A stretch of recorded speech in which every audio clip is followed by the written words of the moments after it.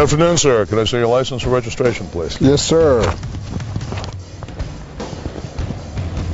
Well, Mr. Gresham, for someone who carries a gun in a lot of jurisdictions, that would be the perfect way to handle it. How are you, Tom? Miles, this is the thing that people ask me about all the time, and I know they do you. I'm driving along, I've got my permit, I have my gun on, it's a traffic stop. What do I do? There's got to be right ways and wrong ways to do this. Well, first, next time, wait till the officer tells you to take the seatbelt off. Or you can get a ticket for that, yeah. Absolutely. Here's the deal, Tom. You really have some conditional branching going on there. In 50 states, we've got a 50-piece patchwork quilt of laws that govern this.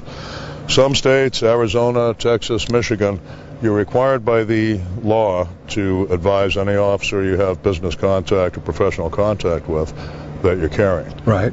The best way to do that is exactly what you just did, the permit and the license together.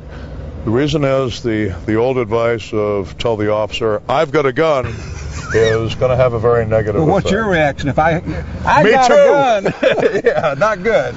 The other problem you've got to worry about, particularly in a night stop, you see the veteran officer come up that you're going to have a conversation with. Sure. And you don't realize his nervous young rookie just out of the academy has come up the other side of the car, and all he hears is the word gun.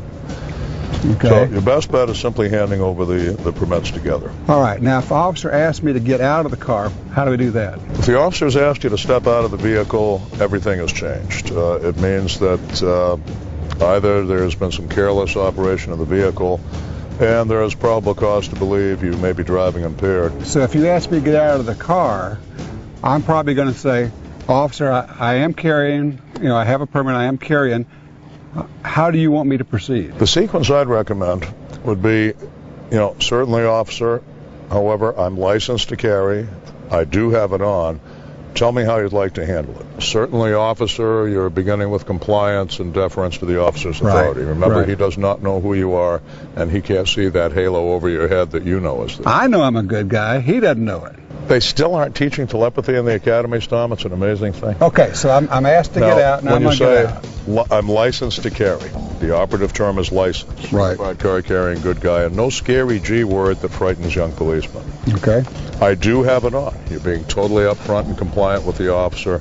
And finally, you end as you began. Tell me how you want to deal with us, and we have total compliance. All right. Now step out, and we'll show you real quick what we'd be looking for. I'd want the hands to stay in sight. Sir, tell me where your weapon is. It is on my right hip, up behind this vest. Okay, place your hands flat against the windshield, please. Do not move. The officer will remove and secure the weapon. Now, that often does not happen. It's the officer's judgment. Most of the time, if I have no reason to believe there is any risk, I'll simply say, certainly, just leave it where it is and don't put your hands near it. Some officers will choose the option of controlling the firearm until they know things are squared away. And people need to understand that this is not something personal about them. It doesn't mean you're a bad guy. The officer just wants to go home safely each night. It's the nature of the job, my friend. You bet. And then probably the officer is going to say, go and sin no more.